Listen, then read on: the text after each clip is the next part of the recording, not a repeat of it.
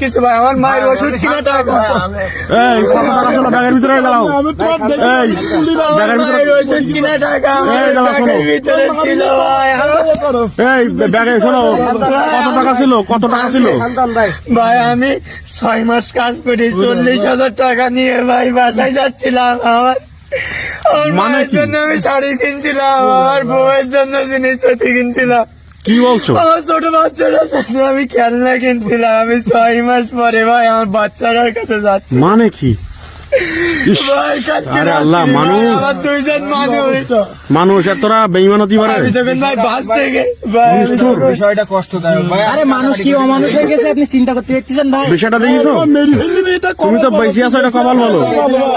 তোমার কাছে কি কোনো টাকা নেই এখন ভাই আমি যখন বাস থেকে নামিছি ভাই 2-3 জন মানুষ এসে আমার হঠাৎ করে ভাই মুখ টুক সেইবে তৈরি আমার কোন জায়গায় নিয়ে গেছে আমি আর কিছু তোমার তো ইট দিয়ে তোমার এসেছিল তোমার গার বাসায় ইট ছিল আমার ভাই ওষুধ কিনবো কি দিয়ে আমার বাচ্চাটার কথা আমি কিনি তুমি এই খুব কাছে টাকা আছে 100 টাকা দিন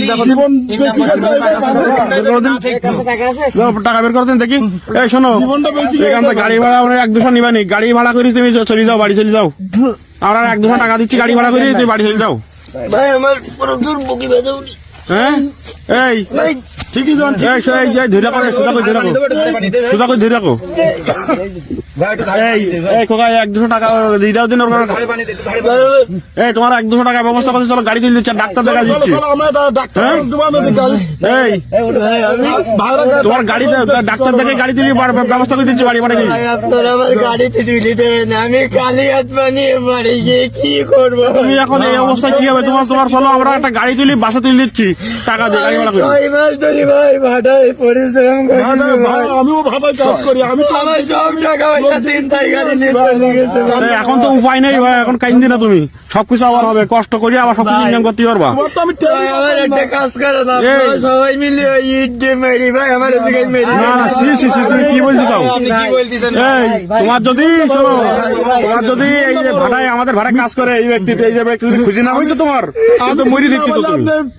কি হয়েছে তোমার অবস্থা কি হয়েছে তুমি জানো তুমি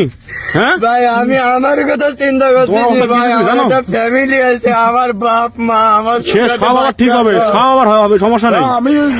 আচ্ছা চলো সবকিছু বাবা এই চলো চলো তোর ডাক্তার এই চলো হ্যাঁ ওঠেন ভাই ওঠেন এই চলো বেশি আছেন এটাই ভালো ভাই এই চলো ঘাড়ে হাত বাঁধাও ঘাড়ে বাঁধাও ধরো ঘাড়ে বাঁধো ধরো